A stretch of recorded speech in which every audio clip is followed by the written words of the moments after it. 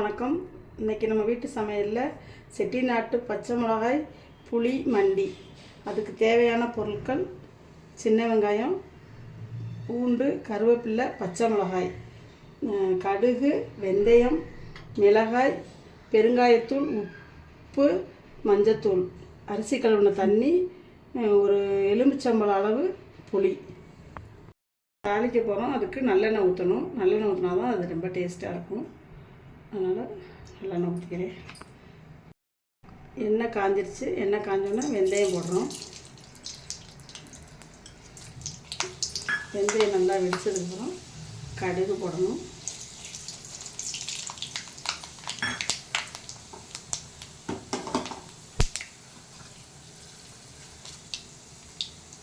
கடுகு வெடிச்சிருச்சு. காஞ்ச மிளகாய் போடுறோம்.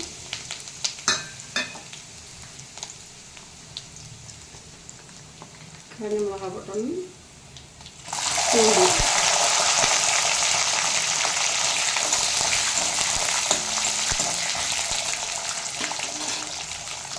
சின்ன வெங்காயம்,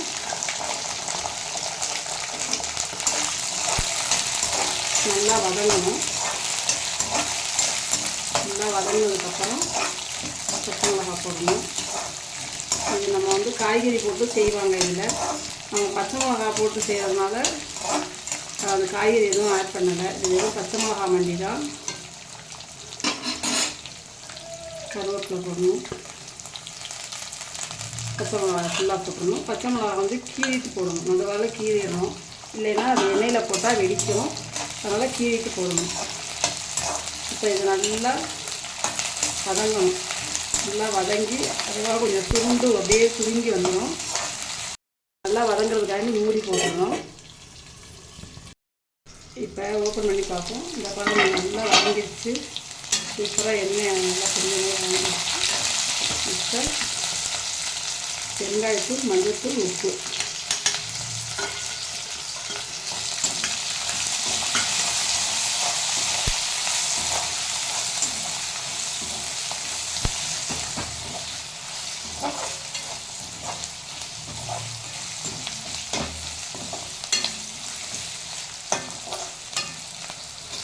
அரிசி கழுவுல தண்ணி ஊற்றணும்.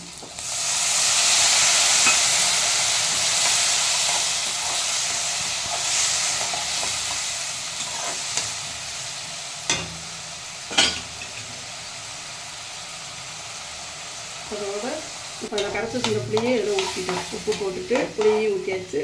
இப்போ நல்லா அது கொதித்து நல்லா வற்றணும். அப்போ தான் அது நல்லா டேஸ்ட்டாக இருக்கும். வற்றி சாதத்துக்கு, பழைய சாதத்துக்கு, சாம்பார் சாதத்துக்கு எல்லாத்துக்கும் நல்லாயிருக்கும் இந்த புளி மிளகாய். இப்போ மூடி வச்சுருவோம். பாருங்கள், இப்போ மண்டி நல்லா கொஞ்சம் இதாக இருக்கணும். இன்னும் கொஞ்சம் கொதிக்கணும். கொதித்து சுண்டை வரணும். அதனால் இன்னும் கொஞ்சம் நேரம் இருக்கட்டும். ஒரு 5 மினிட்ஸ்.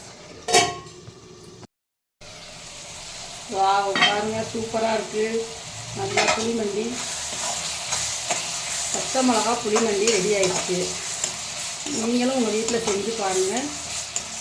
செஞ்சு பார்த்துட்டு எப்படி இருக்குன்னு சொல்லுங்கள், கமெண்ட் பண்ணுங்கள்.